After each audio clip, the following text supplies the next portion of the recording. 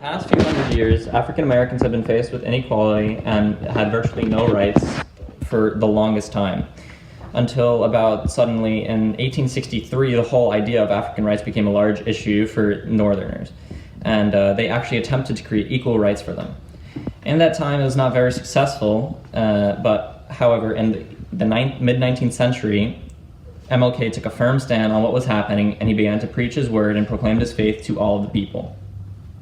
So during Martin Luther King Jr.'s speech, he was able to use a couple different methods of speaking, which kind of was able to help portray the actual purpose, which was to get a little better treatment and more rights for those, especially the blacks. But one of the things we found was syntax. There was a line, "This is the faith that I go back to the South with. With this faith, we will be able to hew out of the mountain of despair, stone of hope." The continuous reliance on the faith, and as we keep coming back to it, it kind of shows that the faith is very important, and that the faith and hopes and dreams of Martin Luther King and all of those who believe in him are very important and strong. So to kind of go along with syntax, another strategy that MLK uses is tricolon.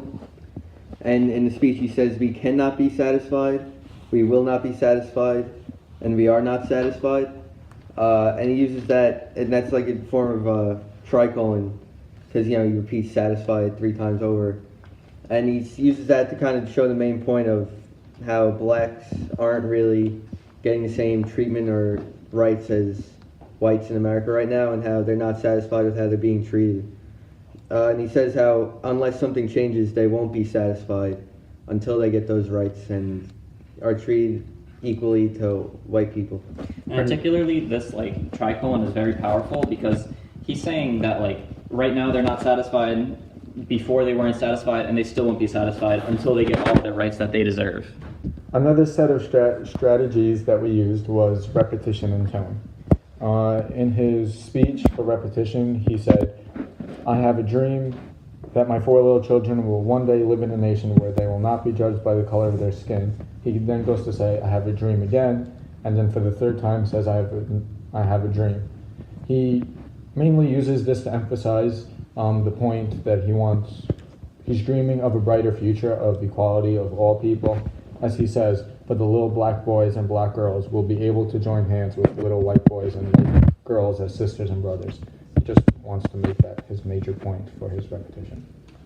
He wants to keep the faith and the satisfaction that they so long for.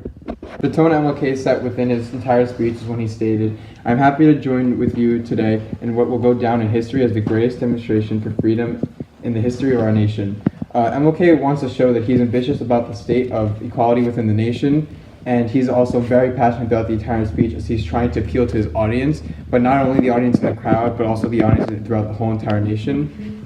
And he wants to push for a sense of equality, but one thing that is really big within the speech is that he needs to use tone, and his tone kind of stresses his look on equality for the future.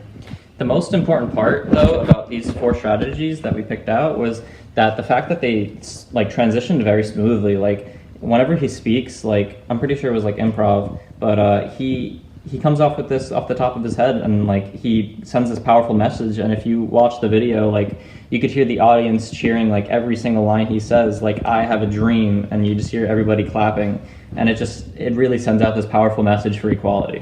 One of the strongest parts that I personally noticed was that since he did not have anything written down, it was all coming from his soul. So he was able to use his tone a little better by just speaking off of his own thoughts instead of writing down something he already saw.